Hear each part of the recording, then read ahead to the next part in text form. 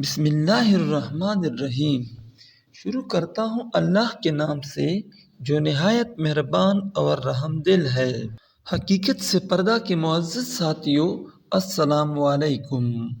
آج کی ہماری ویڈیو کی عنوان ایک کالم ہے جو موجودہ حالات کی عکاسی کر رہی ہے، جس کا عنوان ہے شام کا بحران اور تیسری عالمی جنگ۔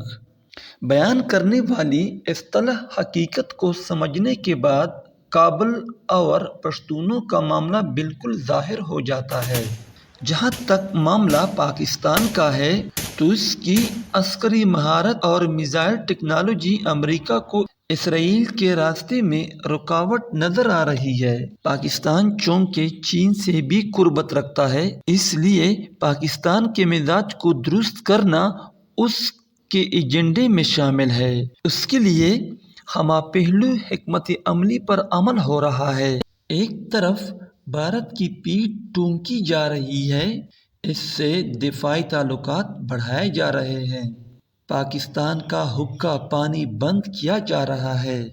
دوسری طرف افغانستان میں بھارت کے کردار کو مضبوط کرنے کی کوشش کی جا رہی ہے۔ تیسری طرف جو خفیہ آڈے ان کو دیے گئے ان کے استعمال کرتے ہوئے غیر ملکی ایجنسیوں، ریمینڈیوز جیسے ایجنٹوں اور بلیک واٹر جیسے دہشت گرد تنظیموں کی مدد سے ایجنٹوں کا ایک وسیع نیٹ ورک بنایا گیا، جو پاکستان میں امن کو تہ و بالا کر کے مکمل خانہ جنگی کا راستہ ہموار کرنے میں مصروف ہے۔ ان ایجنسیوں کی فالس فلیگ آپریشن کا کیس طالبان کا نام لے کر بند کر دیا جاتا ہے اور یوں اصل طالبان کو بدنام کر کے دین پسند طبقے کو دیوار سے لگا کر فرقہ وارانہ جنگ کی آگ بڑھانے کی کوشش کی جا رہی ہے۔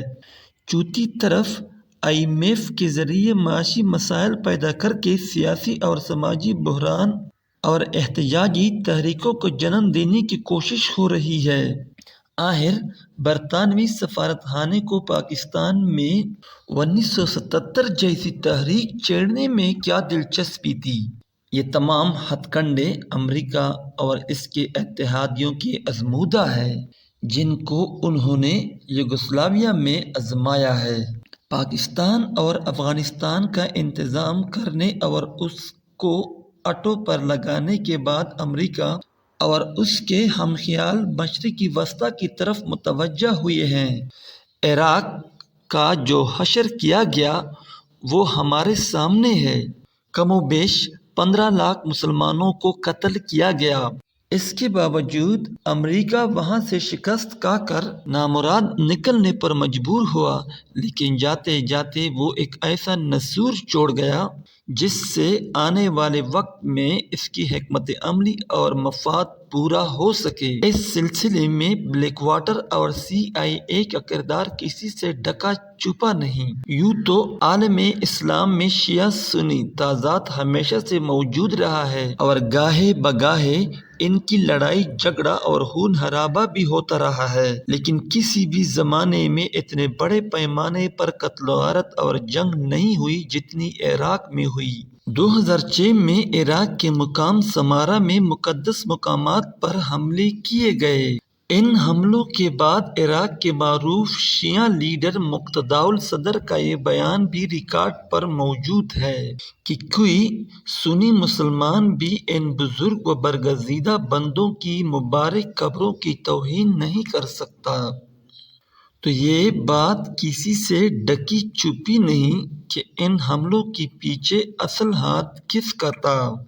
مسئلہ کی لڑائی کی آگ بھڑکانے کا یہ وہی انداز ہے جو آج کل پاکستان میں اپنایا جا رہا ہے۔ مشرق وسطیٰ کے نقشے میں تبدیلی اور گریٹر اسرائیل کے قیام کا منصوبہ بھی بہت پرانا ہے، جس پر عمل کرنے کے لیے عراق سے صدام حسین کو، جو ایک مضبوط حکمران تھے، ختم کرنا ضروری تھا۔ اس منصوبے کا ذکر ہم نیو مڈل ایسٹ کے نام سے اکثر و بیشتر امریکی انتظامیہ کے منہ سے سنتے آ رہے ہیں۔ اسرائیل کی توسیع اور مسجد اقصیٰ کو شہید کرنے کے لیے یعنی قبلہ اول کو گرانے کی مہم عرصہ دراز سے جاری ہے اور آثار قدیمہ کی تلاش کے بہانے اس کی بنیادی میں کھدائی کی جا رہی ہے، جس سے ڈر ہے کہ مسجد ایک دن خود ہی گر جائے گی۔ ایک طرف شیعہ سنی فسادات کو ہوا دی گئی، دوسری طرف جمہوریت کے فروغ کے نام پر امریکی تھنک ٹینکس اور NGOs عرب ممالک کے آمروں اور شاہوں کے خلاف بغاوت کو ہوا دیتے آ رہے ہیں۔ یہ سلسلہ اب تک جاری ہے، جس کا بالآخر نتیجہ عرب بہار کی شکل میں نمودار ہوا۔ در حقیقت امریکہ کو جمہوریت یا مسلم عوام کی فلاح سے کوئی دلچسپی نہیں۔ یہ بات مصر کے حالیہ واقعات سے ظاہر ہوتی ہے۔ امریکہ کی شہ پر صرف 3 دن کے مظاہروں پر ڈاکٹر محمد مرسی کی حکومت ختم کر دی گئی۔ امریکی حکومت اس کو فوجی مارشل لا کہنے سے اس لیے کترا رہی ہے کیونکہ ان کا قانون فوجی حکومتوں کی امداد کی اجازت نہیں دیتا۔ ہم اہل پاکستان امریکہ کے اس رویے سے اچھی طرح آگاہ ہیں۔ امریکی پاکستان کے ساتھ بھی یہی کچھ کرتے آئے ہیں۔ اس بات سے 2 باتیں بالکل واضح ہو جاتی ہیں۔ ایک یہ کہ جمہوریت اور امریکہ کی جمہوریت پسندی صرف ڈونک اور دھوکہ ہے۔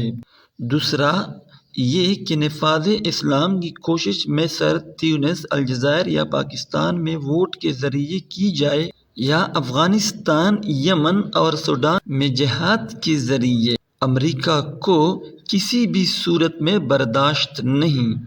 ڈاکٹر محمد مرسی کا جرم معاشی بحران نہیں تھا کہ اب خود مغربی میڈیا نے اس کا بانڈا بھی پھوڑ دیا ہے کہ وہ سب بحران خود ساختہ اور مرسی کو ناکام بنانے کے لیے تھا، بلکہ مرسی کے اصل جرائم 2 اقدامات ہیں۔ ایک، مرسی کا اعلان کردہ نہر سویس پورٹ پروجیکٹ۔ یہ پورٹ مصر کے لیے ویسی ہی اہمیت رکھتی ہے جیسے ہمارے لیے گوادر کی بندرگاہ اور شاہراہ قراقرم۔ جیسے ہمارے دشمنوں کو ہمارے یہ 2 پروجیکٹ کانٹے کی طرح تکلیف دیتے ہیں، اسی طرح مصر کے دشمنوں کو نہر سویس کا یہ پروجیکٹ چبھتا ہے۔ دوسرے، مرسی کا سنی علماء کے دباؤ میں آ کر شام کے سنی باغیوں کی مدد کا اعلان، جس سے یہ امکان پیدا ہو گیا تھا کہ بڑی تعداد میں سنی رضاکار شام کا رخ کر کے شام کی جنگ کا رخ سنیوں کی طرف فیصلہ کن انداز میں موڑ لیں گے، جو کہ دراصل مغربی ایجنڈے کے خلاف ہوگا۔ شام کی خانہ جنگی کے بارے میں عام خیال یہ ہے کہ اس جنگ کے 2 فریق ہیں، ایک وہاں کے علویہ حکومت اور اس کے اتحادی ایران، عراق، لبنان، روس، شمالی کوریا، چین اور وینزویلا، اور دوسرا فریق عرب ریاستوں اور مغربی طاقتوں کے حمایت یافتہ آزاد عساکر شام یعنی فری سیرین آرمی، جبکہ حقیقت میں اس جنگ کا ایک تیسرا فریق بھی ہے اور وہ ہے عالمی جہادی نیٹ ورک، اور اصل جنگ پہلے اور تیسرے فریق میں جاری ہے۔ کچھ علاقوں میں حکومت اور ان کے اتحادیوں کا پلڑا بھاری ہے اور کچھ علاقوں میں ان جہادی تنظیموں کا۔ بہت سے مغربی صحافیوں اور محققین کے نزدیک سیکولر اور امریکی حمایت یافتہ فری سیرین آرمی کا وجود زیادہ تر صرف میڈیا میں ہے، حقیقتاً وہ انتہائی کمزور اور نہ ہونے کے برابر فریق ہیں۔ شام میں اصل طاقتور باغی تنظیمیں النصرہ فرنٹ، اسلامی ریاست ہائے عراق و شام، احرار شام اور غرباء شام ہے۔ یہ تنظیمیں یا تو براہ راست القاعدہ کا حصہ ہیں یا پھر اس کے اتحادی ہیں۔ ان کا مقصد جمہوری یا آئینی مراعات یا حقوق کا حصول نہیں، بلکہ ایک خلافت کا قیام ہے۔ خود ایک شامی وزیر کی پریس کانفرنس انٹرنیٹ پر موجود ہے جس میں وہ کہہ رہا ہے کہ ہماری جنگ ان لوگوں سے ہے جو شام میں خلافت کا قیام چاہتے ہیں، اور اگر وہ کامیاب ہو گئے تو وہ صرف شام تک محدود نہیں رہیں گے۔ اب چونکہ ایران کے علاوہ عراق اور لبنان بھی اس جنگ میں ملوث ہو چکے ہیں اور وہاں سے بھی شامی حکومت کو مدد مل رہی ہے، چنانچہ ان تنظیموں نے اپنی کارروائیوں کا دائرہ بھی عراق اور لبنان تک کر دیا ہے۔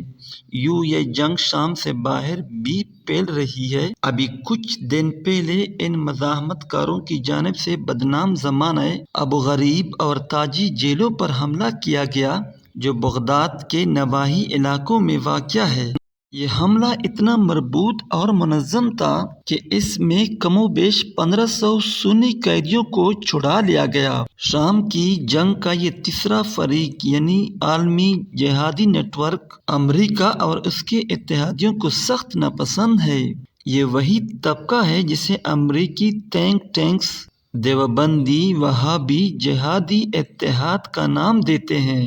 ان میں موجود اکثر تنظیموں پر امریکہ اور اس کے اتحادیوں نے یا تو پابندیاں عائد کر رکھی ہے یا وہ گزشتہ 12 برس سے عالم اسلام کے مختلف ممالک میں ان سے برسری پیکار ہے اور مار کھا رہا ہے۔